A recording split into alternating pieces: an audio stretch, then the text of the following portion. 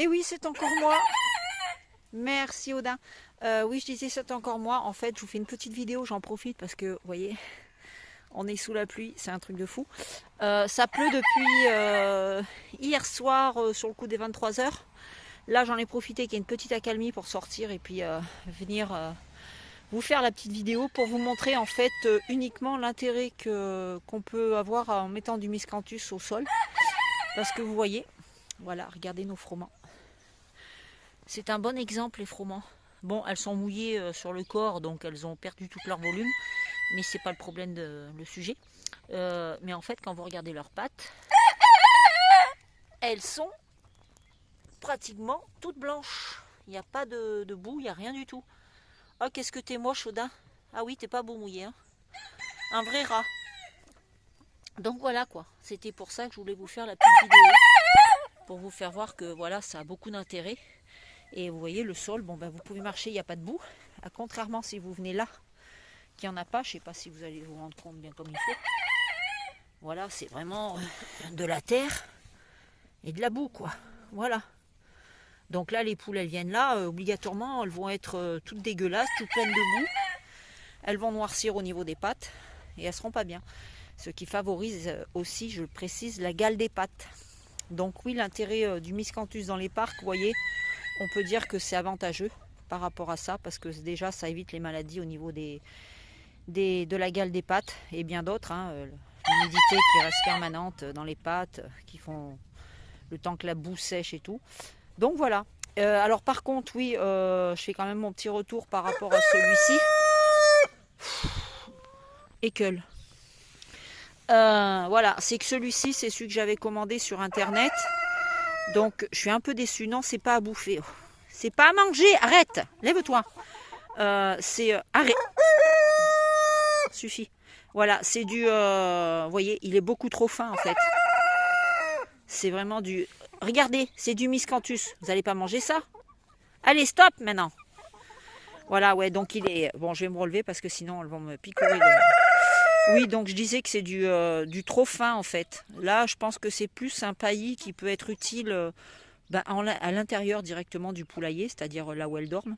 Donc voilà, ça, surtout en cette saison où c'est hyper humide, donc lui il va absorber toute l'humidité, ça va éviter que vos poules soient dans un environnement, comment dire, humide et que ça fasse venir les maladies, hein, comme le coryza, les maladies respiratoires et tout ce qui s'ensuit pour la poule. Donc, ouais, celui-là, il est bien en intérieur. Donc, je le conseille, il n'y a pas de souci. Sinon, pour moi, ça, c'est plus... École, va jouer ailleurs. Va jouer avec les gamins de ta rue. Là. Et allez, maintenant, c'est l'autre qui s'y met. Bref, donc, je disais, c'est plus... voilà, c'est trop petit. Pour moi, c'est plus un paillage...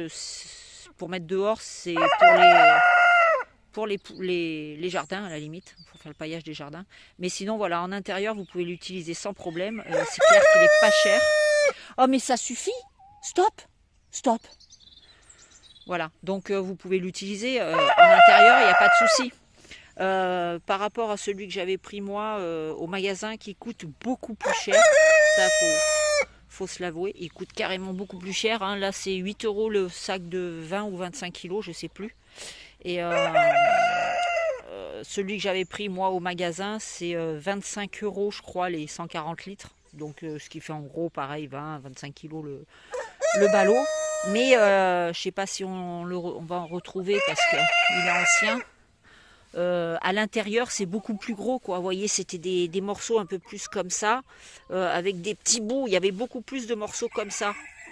Donc en fait ça se désintègre pas vite, ça dure longtemps. Et moi je l'ai vu tout de suite là. En fait ils me suivent pour gueuler quoi. Plus je me déplace et plus ils me suivent.